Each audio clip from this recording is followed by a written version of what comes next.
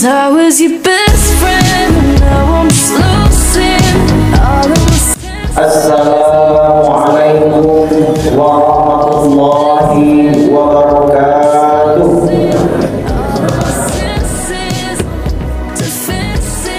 Alhamdulillahirabbil alamin. Alhamdulillahilladzi khalaqal insana fi ahsani taqwim wa hadahu ila siratal mustaqim liyakunu min ahli jannatin na'im. Allahumma salli ala sayyidina Muhammad wa ala ali sayyidina Muhammad. Allahumma salli wa sallim wa barik ala sayyidina Muhammadin nuri zati wa sari bisairil asma'i wa sifati. Bapak-bapak, ibu-ibu yang dimuliakan Allah Subhanahu wa ta'ala, marilah kita memperbanyak syukur kepada Allah Subhanahu wa ta'ala, tetapi dengan syukur yang sempurna. Mengapa kita perlu untuk setiap waktu bersyukur kepada Allah dengan syukur yang sempurna? Karena syukur yang sempurna tersebut yaitu syukur yang tersambung antara hati, lidah dan perbuatan, yaitu hukum qalbi, qauli dan fi'li tersebut. Itu akan mengantarkan kita menjadi orang yang benar-benar sampai pada tingkat ikhlas. Maka itu orang yang banyak bersyukur kepada Allah dengan syukur yang sempurna, maka dia akan menjadi orang yang mampu untuk menerima ketetapan Allah atau takdir Allah, baik itu sifatnya buruk maupun sifatnya itu adalah baik. Maka dia mampu untuk menerima apapun bentuk ketetapan Allah tersebut. Ketika seseorang itu mampu menerima seluruh ketetapan Allah dalam hidup, diberikan kaya, alhamdulillah, diberikan susah, alhamdulillah, maka orang itu pasti tidak akan pernah sedih dalam hidupnya. Orang seperti itu tidak akan pernah menemui kesusahan di dalam hidupnya. Kenapa? Karena dia selalu bersyukur dengan sempurna, mengantarkan dia mampu menerima semua ketetapan Allah yang hadir di dalam hidupnya. Lalu kemudian Bapak Ibu, pada malam hari ini tentu juga kita wajib bersyukur kepada Allah karena diberikan oleh Allah kesehatan zahir batin. Kalaulah seandainya batin kita itu tidak sehat, kalaulah seandainya ruhani kita itu sakit, mungkin kita tidak akan sampai ke majlis ini. Mungkin kita tidak akan mau untuk turun dari rumah ke masjid salat maghrib berjamaah, lalu duduk sebentar, 1 jam, setengah jam untuk mendengarkan kajian dalam majlis ilmu, lalu salat berjamaah kembali salat isya. Itu menunjukkan bahwa zahir batin kita itu disehatkan oleh Allah Subhanahu wa ta'ala. Bapak Ibu, kalau tidak diceritakan, di luar masjid kita mungkin banyak orang yang badannya sehat, tak sedikit kuat badannya, bahkan mungkin setiap hari olahraga, ikut apa namanya GGM ya, yang besarkan otot itu bang, GGM ya, saya tidak tahu. Banyak ikut, badannya strong, kuat, tapi tidak sanggup untuk melangkahkan kaki ke masjid, padahal cuma 10 meter, padahal cuma 50 meter. Kenapa? Menunjukkan ada penyakit yang Allah letakkan pada dirinya, ada penyakit yang dia buat pada dirinya, sehingga apa? Sehingga untuk turun ke masjid itu tidak sampai kakinya. Maka itu kita wajib bersyukur kepada Allah pada malam hari ini. Kenapa? Karena ini menunjukkan bahwa Allah itu menyehatkan zahir dan batin kita.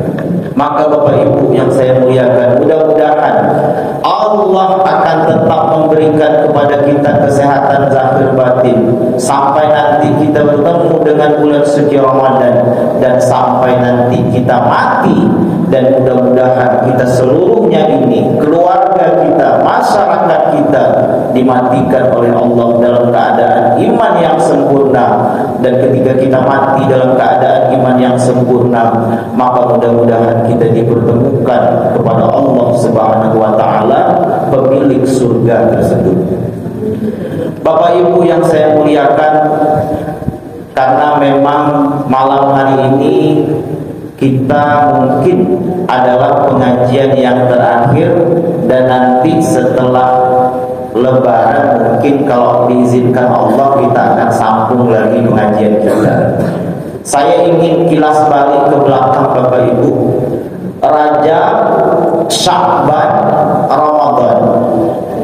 Rajab itu bulan mulia. Kenapa mulia? Karena di dalamnya ada satu kejadian besar yang terjadi pada diri Rasulullah, yaitu Isra Mi'raj. Para ulama lalu mengumpulkan Bapak Ibu dalam satu kitab. Dia kumpulkan mukjizat Rasulullah sallallahu alaihi wasallam. Ternyata mukjizat Nabi besar Muhammad sallallahu alaihi wasallam itu bukan hanya Al-Qur'an. Berapa banyak yang dikumpulkan oleh para ulama? Ada satu kitab yang menuliskan lebih dari 1000 mukjizat yang Allah berikan pada diri Rasulullah sallallahu alaihi wasallam.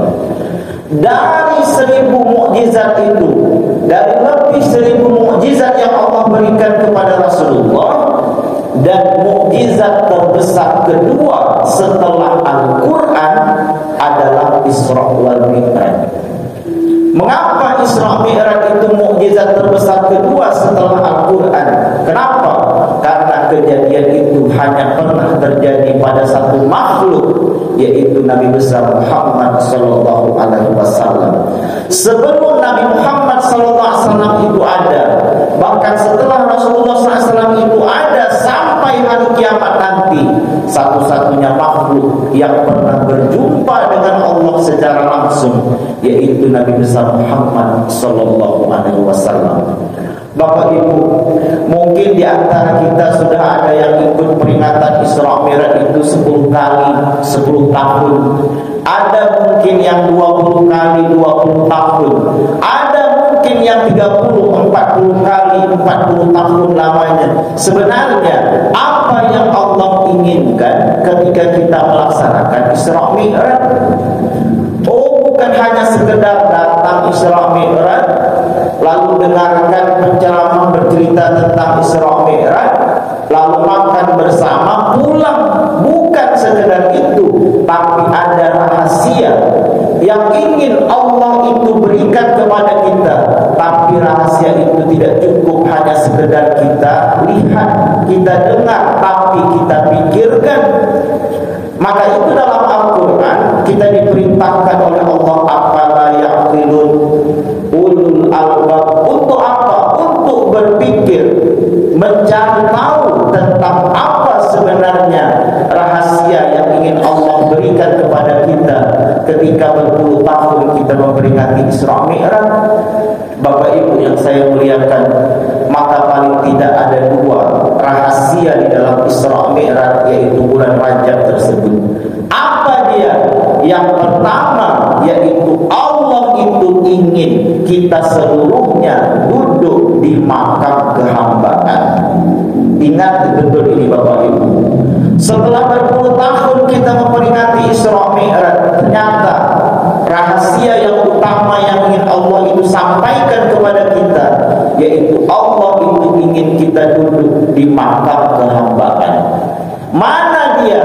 Ketika Rasulullah SAW itu sampai pada puncaknya Isra wal Mi'raj, saat itu An-Nasafi meriwayatkan sebuah hadis qudsi. Saat itu ketika Rasulullah itu sampai pada puncaknya Isra Mi'raj, Allah bertanya kepada Rasulullah, apa kata Allah? Ya Muhammad, dengan apa aku memuliakanmu wahai Muhammad?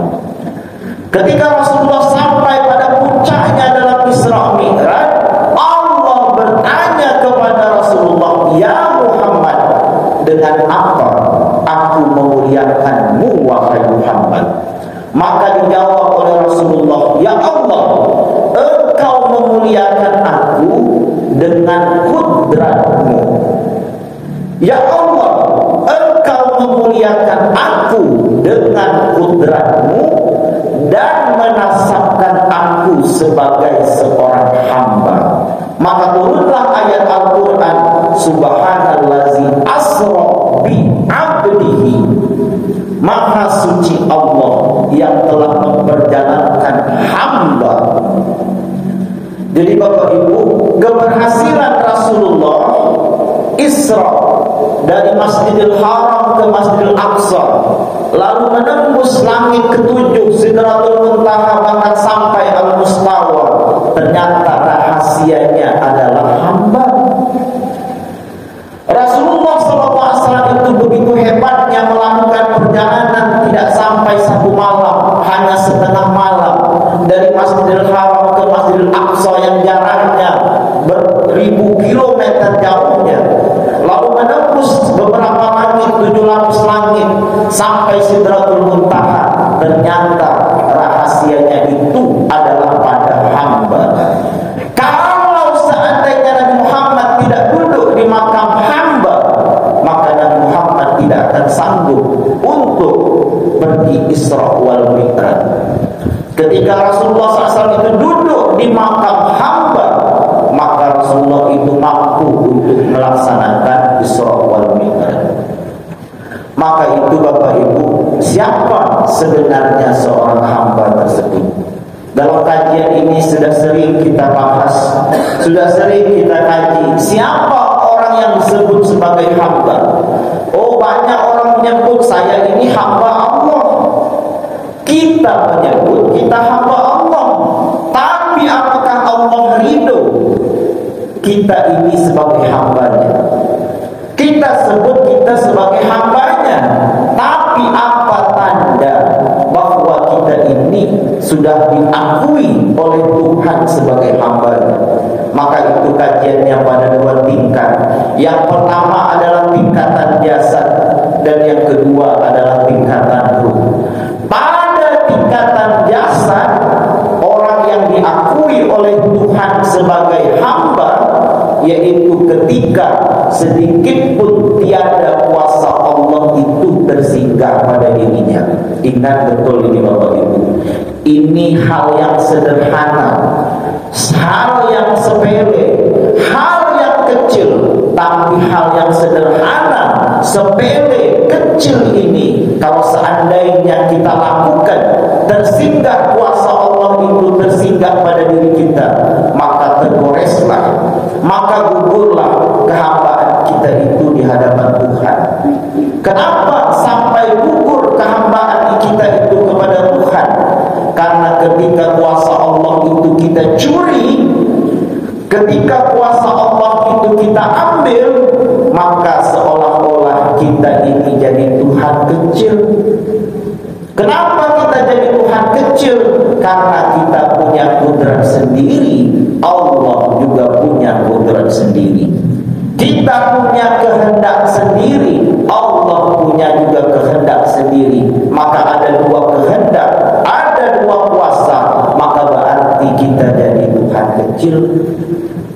Oh, kalau tak karena aku dulu, kata dia, Pak Sabri takkan bisa bangun rumah.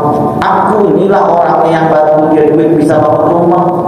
Oh, kalau tidak karena aku, dia takkan kawin dengan anak bupati itu.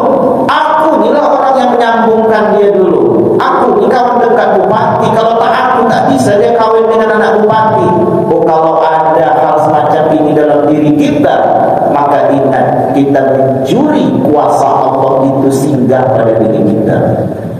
Kalau hal yang sepele ini ada pada diri kita, ingat Bapak Ibu, itu bisa menggores, menjatuhkan harkat martabat pangkat kita itu di hadapan Tuhan, sehingga Tuhan itu enggan untuk mengakui kita ini sebagai hambanya.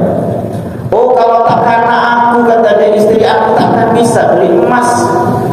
Oh, kalau tak karena aku, kata istrinya, suami aku takkan bisa diurus. Aku inilah yang orang ini hal yang sangat sepele, tapi hati-hati kita. Kenapa? Jangan-jangan kita mengakui bahwa kita ini ada kuasa sendiri, seolah-olah kita mengakui bahwa kita ini punya kudrat iradat sendiri, maka itu akan menjatuhkan harkat kita di mata Tuhan. Maka itu Bapak Ibu, pesan yang ingin Allah sampaikan ketika kita berada di bulan Rajab, yaitu ketika Rasulullah SAW itu Isra Mi'raj. Yang pertama adalah Allah itu ingin semua kita ini duduk di makam kehambaan. Percayalah Bapak Ibu, semua ulama sufi, semua ulama-ulama besar, mereka menyebutkan kalau seandainya orang mampu duduk di makam kehambaan, maka selamatlah hidupnya dunia sampai akhirat. Lalu yang kedua, apa sebenarnya yang Allah inginkan ketika kita berada di bulan Rajab memperingati Isra Mi'raj? Ketika Rasulullah SAW itu subhanallazi asra bi 'abdihi lailan minal masjidil haram ila masjidil aqsa, melakukan perjalanan dari Masjidil Haram ke Masjidil Aqsa, lalu naik ke langit, naik langit pertama bertemu dengan Nabi Adam, menunjukkan bahwa Rasulullah SAW itu lebih tinggi pangkatnya daripada Nabi Adam. Naik langit kedua, naik langit ketiga, keempat, kelima, keenam, ketujuh. Di enam bertemu dengan Nabi Musa, langit ketujuh bertemu dengan Nabi Ibrahim. Itu menunjukkan bahwa pangkat Nabi Muhammad SAW itu lebih tinggi daripada Nabi Musa dan Nabi Ibrahim. Lalu naik di Sidratul Muntaha. Lalu saat itu Rasulullah berjumpa dengan Allah secara nyata. Lalu naik ke tingkat 9, yaitu Al-Mustawa. Di Al-Mustawa itulah Rasulullah SAW menerima satu hadiah besar yang diberikan kepada Rasulullah, yang diperuntukkan untuk umat Rasulullah, yaitu salat. As-salatu mi'rajul mu'min. Salat itu mi'rajnya bagi orang yang beriman. Maka ketika Rasulullah sampai berjumpa dengan Allah, orang tasawuf menyebutnya dengan ma'rifat.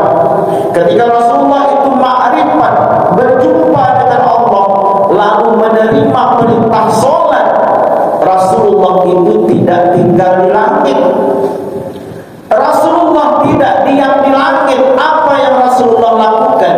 Rasulullah SAW itu turun ke bumi. Untuk apa? Untuk kembali bersyariat, untuk kembali beribadah kepada Tuhan. Tetapi ibadahnya Rasulullah dengan ibadah yang bermakna.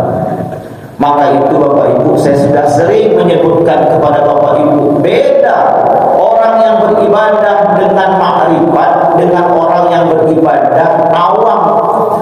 Beda orang yang beribadah kepada Tuhan dengan mengenal Tuhan, dengan beribadah kepada Tuhan dengan tidak mengenal kepada Tuhan. Saya sering sebutkan, ketika saya sebutkan harimau, ketika saya sebutkan harimau, satu pun daripada Bapak Ibu tak ada yang takut, tak ada yang bergetar. Kenapa? Karena saya sebut nama. Tapi kalau Bapak Ibu pergi ke hutan, jumpa dengan harimau, jumpa dengan yang punya nama harimau tersebut, bahkan tidak perlu sebut namanya, Bapak Ibu akan takut bergetar. Kenapa? Karena berjumpa dengan yang punya nama harimau tersebut. Ketika saya sebut api, satu pun daripada Bapak Ibu tak ada yang terbakar, tak ada yang panas. Kenapa? Karena saya sebut nama. Tapi kalau Bapak Ibu berjumpa dengan api tersebut, tidak perlu sebut namanya pun, Bapak Ibu akan panas terbakar. Kenapa? Karena berjumpa dengan yang punya nama api tersebut. Maka itu Bapak Ibu wajar ada orang yang mengucapkan di ujung lidahnya Allah, Allah, la ilaha illallah, tapi sedikit pun tidak ada getaran dalam hatinya. Kenapa? Karena dia hanya menyebut namanya, tetapi tidak pernah berjumpa dengan yang punya nama Allah tersebut. Ada orang yang setiap harinya 5 waktu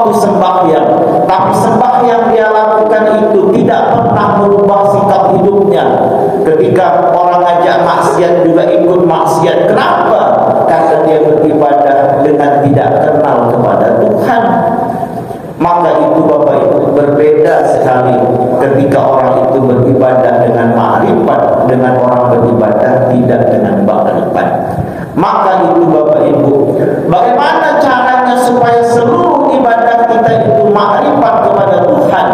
Maka para ulama pun sudah merangkum, para ulama pun sudah mengajarkan seluruh ibadah itu wajib diiringkan antara syariat dengan hakikat. Ketika diiringkan antara syariat dengan hakikat, maka akan dapat hadiah daripada menyamakan atau mengiringkan tersebut, yaitu ma'rifat tersebut. Gelas tidak ada air, maka gelas itu akan kosong. Air tidak ada gelas, maka akan tumpah. Syariat tidak berhakikat, maka akan kosong. Hakikat tidak bersyariat, maka akan sesat. Syariat mewarisi ilmu fikih, hakikat mewarisi ilmu tauhid dan ilmu tasawuf. Maka itu Bapak Ibu, ketika kita berada di bulan Rajab ini, Allah itu menginginkan kita pertama duduk di makam kehambaan, dan yang kedua kita diminta oleh Tuhan untuk beribadah sampai pada tingkat mengenal Tuhan tersebut. Lalu yang kedua, masuk bulan Sya'ban, Rajab, Sya'ban, Ramadan. Ketika masuk di bulan Sya'ban ini bulan selawat. Maka itu Bapak Ibu, di bulan Sya'ban ini Allah itu banyak mengangkat orang-orang soleh itu jadi wali Allah, yaitu di bulan Sya'ban tersebut. Maka itu para ulama menyebutkan bulan Sya'ban ini adalah bulan salawat, dan kebetulan kita masih duduk di bulan Sya'ban. Maka itu Bapak Ibu, di bulan Sya'ban ini banyak-banyaklah bersalawat. Maka itu dalam kajian kita ini Bapak Ibu, semenjak setahun setengah yang lalu, di awal pengajian saya sudah menyebutkan kepada Bapak Ibu, saya bukan seorang tuan guru, bukan seorang ustaz, tapi saya sebagai seorang anak daripada Bapak Ibu, sebagai seorang kawan, saya berazam seazam-azamnya kepada Bapak Ibu, jangan sampai setiap hari itu kurang bersalawat 1000 setiap hari. Jangan Bapak Ibu sampai kurang salawat 1000 setiap hari. Kalau nak bicarakan fadilatnya sudah sering kita ulang balik. Kalau saya ulang balik nanti Isa pula sampai habis waktunya. Tapi sudah terlalu banyak fadilat daripada salawat tersebut, maka jangan ditinggalkan. Tak bisa yang panjang, yang pendek. Sependek-pendek salawat Jibril sallallahu alaihi Muhammad, sallallahu alaihi Muhammad, sallallahu alaihi Muhammad. Ingatkan anak kita di rumah, setiap dia mau tidur ingatkan, nak baca salawat. Ketika dia bangun ingatkan anak kita, nak baca salawat. Mau pergi ke sekolah ingatkan, nak baca salawat. Datang ke rumah, waktu mau naik ke rumah buka pintu, nak salawat. Agar apa? Agar anak kita itu mesra untuk bersalawat semenjak kecil, sehingga ketika dia dewasa tersambung hatinya kepada Rasulullah. Ketika disebutkan nama Rasulullah sudah menangis hatinya, belum lagi matanya bercucur mata, hatinya sudah menangis. Kenapa? Karena hatinya tersambung kepada Rasulullah. Hati kita ini tersambung kepada istri di rumah, nikmat. Hati tersambung kepada suami di rumah, nikmat. Hati tersambung kepada calon istri, calon suami, nikmat. Apalagi kalau hati ini tersambung kepada Rasulullah. Maka itu pesan yang ingin disampaikan oleh para ulama ketika kita duduk di bulan Sya'ban ini, yaitu banyak salawat Bapak Ibu. Rajab, Sya'ban, Ramadan. Sekarang Ramadannya. Orang banyak ketika